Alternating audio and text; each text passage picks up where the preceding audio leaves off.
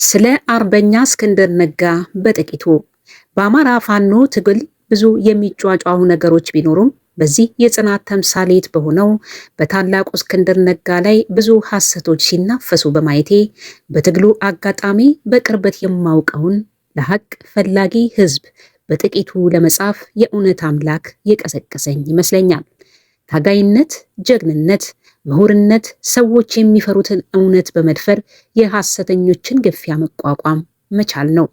አርበኛ እስክንድር ነጋን ለዘመናት ከልጅነታችን ጀምረን በተለያዩ ሚዲያዎች በርቀት ከማውቀው በላይ በህይወት የትግል ጉዞ አጋጣሚ በአማራ ፋኖ ትግል ውስጥ ከሚደረገው ፈታኝ የትግል አጋጣሚ ደረጃዬ ባይመጥነኝም ከተራ አባልነት አመራር ሆኜ ትግል እስከ ቀጠልኩበት አሁን ድረስ ከታላቁ እስክንድር ጋር የመስራት አጋጣሚ ስለነበረኝ መሬት ላይ ተጨባጭ ማንነቱን ከማንኛውም መስካሪ የተሻለ እውነት እያለኝ ዝም ለማለት አልቻልኩም። አርበኛ እስክንድር ነጋ በህይወቱ ውስጥ ሐቀኝነትን መርህ ከማድረጉም በላይ የጽናት ተምሳሌት ነው። አማራ ታሪኩን ያድሳል በሚለው ቀደምት ንግግሩ በአማራ ፋኖ ነፃነት ትግል ላይ በገቢር መሬት ላይ የከፈለው ዋጋ ከጨቋኝ ስርዓተ መንግስት ጋር በመታገሉ በእስር ቤት ከ11 ዓመት በላይ ስለ ህዝብ መከራን ከተቀበለበት በላይ በፋኖነት ዋጋን በመክፈል የታወቀ አርበኛ ነው። አርበኛ እስክንድር ነጋ ከአማራ ትጉሃን ሊቃውንት ቤተሰብ ከመወለዱም በላይ ጣሊያንን ድል ካደረጉ አርበኞች መንፈስ የተወለደ እርሱም ለአርበኝነት ብዙ ጀግኖችን የወለደ መሆኑን ለመረዳት አርበኛ መከታው ማሞን እና ሌሎች አያሌ የአማራ ፋኖ ትግል መስራቾችን ጠጋ ብሎ መረዳት ይጠይቃል። አርበኛው ከቅንጡ የዚህ ዓለም ህይወቱ ዝቅ ብሎ ፔስታል አንግቶ ሸበት ተጫምቶ ሰውነቱ ከስቶና ገጥቶ ሜዳና ተራራው ሳይበግረው ጎጃምና ጎንደር ወሎና ሸዋን ሲመላለስበት መቆየቱን ሰነፎች እንደ ደካማ ተግባር በመቁጠር ሲሳለቁ እንደ ማየት የሚገርም ነገር የለም። ሰዎች በዲቪ በጥገኝነት በስደት እናት ሀገራቸውን ጥለው ለመመነን ስንት ዋጋ የሚከፍሉላትን፣ ስንቶች ከመንግስተ ሰማያት አብልጠው የሚጓጉላትን አሜሪካ ከመጤፍ ሳይቆጥር እናት ሀገሬ ኢትዮጵያ ወገኔ አማራ ጅምላ የዘር ጭፍጨፋ ደረሰበት ብሎ ከዓለም አቀፍ ሰብአዊ መብት ተሟጋችነት እና ሌሎች ዘርፈ ብዙ ሙያዎቹ ቅድሚያ ሰጥቶ በሚታገልለት ይህ የአማራ ፋኖ ትግል ውስጥ አብነት ሆኖ ይገኛል። አርበኛ እስክንድር ነጋ ባለማወቅና በግለሰቡ ስኬታማ ጽናት እንዲሁም ዓለም አቀፍ ዝናው የሚቀኑበት ስለ እርሱ የስም ማጠልሸት ዘመቻ ሳይታክቱ ቢለፉም እሱ ግን ከዓላማው ሸብረክ ሳይል አሁንም እንደቆመ ይገኛል። ይህ አርበኛ በትግሉ ከከፈለው የትግል መከራ በላይ በጠላት የአብይ መንግስት በተደጋጋሚ በድሮን ጥቃት ቢሞከርበትም ለብዙ ጊዜያት ከፍተኛ የድምሰሳ ኦፕሬሽን ሲሞከርበት እኔ ጸሐፊው አብሬው ነበርኩኝ። አርበኛው ከሊቅነቱም በላይ በክፍለ ዘመኔ ድጋሚ ላገኘው የማልችለው ትሁት ከመሆኑ የተነሳ ታላቁም አትበሉኝ፣ እንዲሁ ስሜን መጥራት ከከበዳችሁ እንደ አንድ ተራ ፋኖ ልጠሩኝ ትችላላችሁ ይላል። በአንድ ወቅት በአንድ የትግል አጋርነት ስብሰባ ላይ በህይወቴ ሰዎች ከጥፋታቸው ሳይቀጡ እንዲማሩ ነው የምፈልገው፣ ግን አንድ ሰው ቅጣት ፍረድ ብባል እኔን ታላቁ ያለኝ ሰው እንዲቀጣ መፈለጊ አይቀርም ብሏል። አርበኛ እስክንድር ወደ ሚዲያ ተቀርጸው ያልወጡ የአማራ ፋኖን ፖለቲካዊና ወታደራዊ ስልጠናዎች የሰጠባቸው ተከታታይ ስልጠናዎችም አሁን ለደረስንበት የትግል ምዕራፍ ከባድ አስተዋጽኦ አለው። በዚህ ሂደትም አንድ ህዝብ ነፃነቱን ለማግኘት የሚያስችለውን የህልውና ትግል ለመታገል መጀመሪያ በጠላት ያልተጠለፈ ወጥ ድርጅት መመስረት ሲችል ነው የሚለው ነጥብ ላይ ትኩረት ያደርጋል። ይህም እኔ በአቅራቢያዬ ከምታገልበት ሸዋ ግንባር የአማራ ፋኖ ብሔራዊ ንቅናቄ ተመሰረተ ሲባል ጥይት ተኩሰው ብስራቱን ያሰሙት የትግል ጓዶቻችን አንድ ድርጅት መመስረት የማሸነፊያ ብቸኛ መንገድ መሆኑን ያስጨበጣቸው እርሱ ነበር። በትግል ሂደት ውስጥ በሰራዊት አመራር ላይ የእርስ በርስ ግጭቶች፣ የሥነ ምግባር ግድፈቶችም ሲፈጠሩ ጉዳዩን ያልተረዱ አካላት እስክንድር ነጋ እንደፈጸመ ሲዘልፉና ሲያሙት፣ እሱ ግን በጉዳዩ ላይ እውቅና ሳይኖረው እንኳ በትህትና ችግሮችን ሳይገፋ በጸጋ ይቀበል ነበር።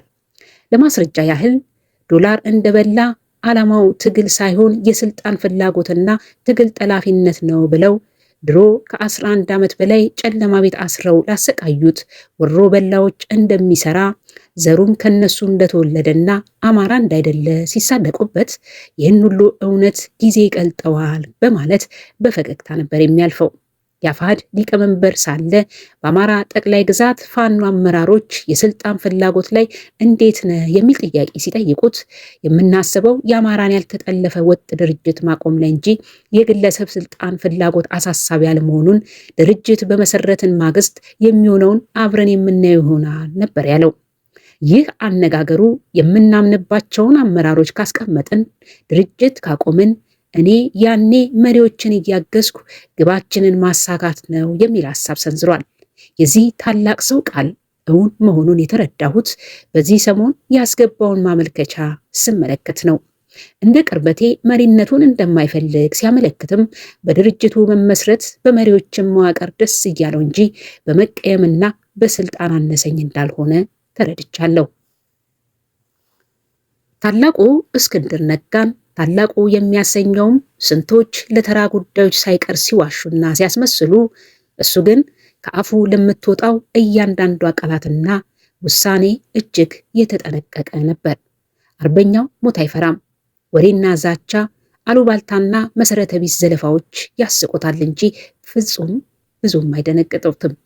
ለማስረጃ ያህል ኮማንዶ ተማርኳል፣ ባህር ኃይሉ ተማርኳል በተባለበት የሸዋ ጠቅላይ ግዛት ሰራዊት የጠላትን ጦር ሲገርፉት መጋቢት 7 2016 ዓ.ም አካባቢ የጠላት ከፍተኛ ትንቅንቅ ሲደረግ፣ ከፍተኛ የድሮን አሰሳ ሲደረግ እናንተ ልጆች ናችሁ፣ ለዚህ ለተገፋ ህዝብ ታስፈልጋላችሁ፣ ራሳችሁን ተከላክላችሁ ውጡ፣ እኔ የምችለውን ለህዝብ ለመስራት ሞክሬያለሁ አለን እንጂ ራሴን ላድን አላለም።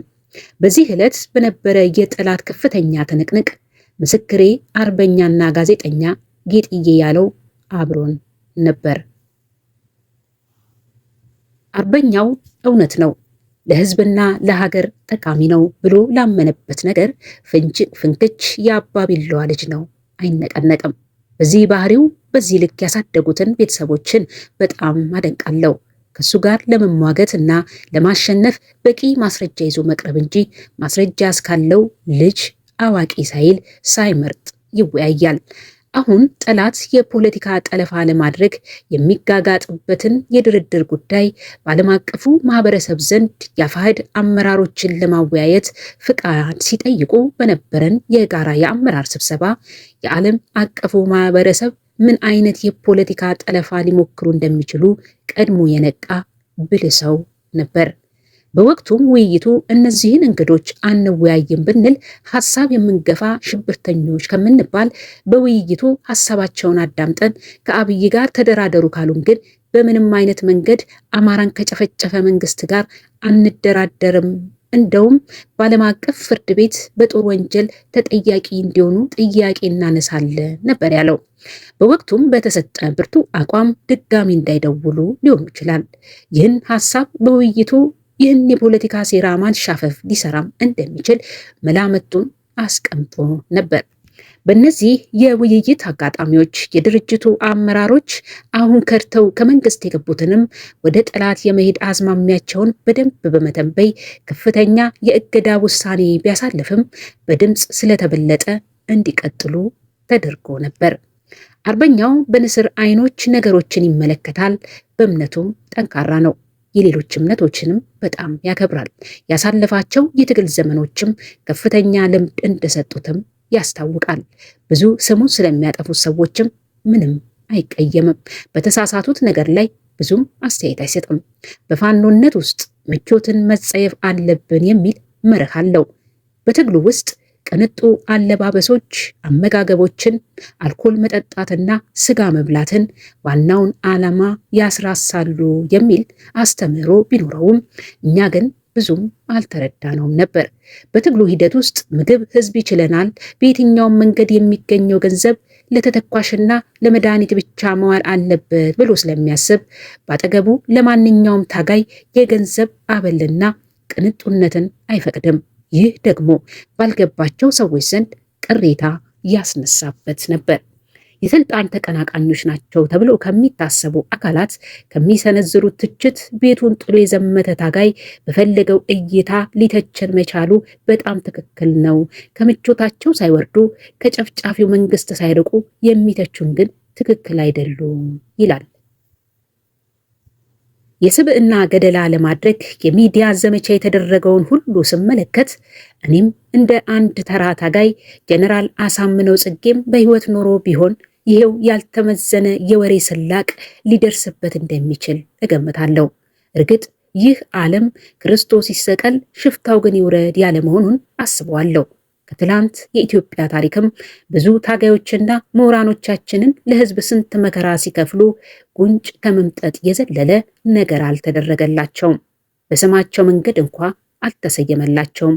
የታጋይ ወሮታው ወርቅ ላበደረ ጠጠር፣ እህል ላበደረ አፈር ነው።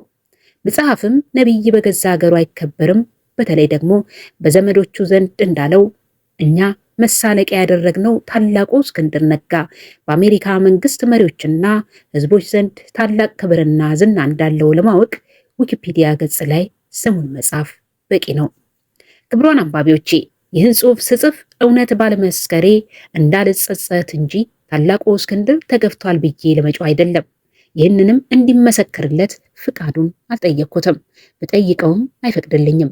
እንዲሁ የግል መብቴን ተጠቀሜ ጻፍኩት እንጂ። አርበኛ እስክንድር ነጋ ስለ ትግል ፊት አውራሪያችን ስለ ዘመነ ካሴም ጀግንነት ይናገራል። ስለ ማንኛውም ሰው ደካማ ጎን አያወራም። ሰዎች ስለ እስክንድር ነጋ ገምተው የሚጽፉት ማጠልሸት ግን ከእውነታው ሰማይ ከምድር የሚርቀውን ያህል የራቀ ነው። ይህ አርበኛ አሁን በስኬት ባቆምነው አፋብን መሪ ድርጅታችን በእውቀት በትግል በማንኛውም በሱ ዘንድ ባለ ነገር ሁሉ በጸሎት ሳይቀር ከዳር ለማድረስ እስከ ህይወት መስዋዕትነት እንደሚከፍል አልጠራጠርም። የግል አስተያየት ስለ ታላቁ እስክንድር በአርበኝነት ከምኑም እንደማልደርስ አውቃለሁ። ግን ደግሞ ሰዎች ያሙትን ሁሉ መጥፎ ነገር ሳይሆን በመገኘቱ ለእርሱ በሰንበት ላይ ደብረ ዘይት ነው። ታላቁን በስልጣን በገንዘብ በጥቅም ማማት ድመትን በቆሎ መጠርጠር ነው። ለእርሱ ይህ ድርጅት መመስረቱ እርሱም በቅንነት ከዚህ የትግል ላይ ትግል ነፃ የአማራ ፋኖ ታጋይ መሆኑ በትግል ውስጥ የተገኘ የግል ድል ነው። ሐሜተኞችና ተሳዳቢዎችን እንደ ክርስቶስ በፍቅርና ትህትና አሸንፏቸዋል። ይህ ለእርሱ ብቻ ሳይሆን ለቤተሰቦቹ፣ ለወዳጆቹ ታላቅ ደስታ፣ ለጠላቶቹም መልካም ትምህርት ነው ብዬ አስባለሁ። በዚህ አጋጣሚ ታላቁ እስክንድር ነጋ ከትግሉ እንደተገፋ ሳይሆን ልንቆጥረው የሚገባው የንጽህና ካባን እንደተቀዳጀ እልፍ ገዳይ አርበኛ በንጽህናው እንዳሸበረቀ ለድርጅት መሪዎቻችን ደጀን እንደሆነ እቆጥረዋለሁ። ይብዛ ወርቅ መስፍን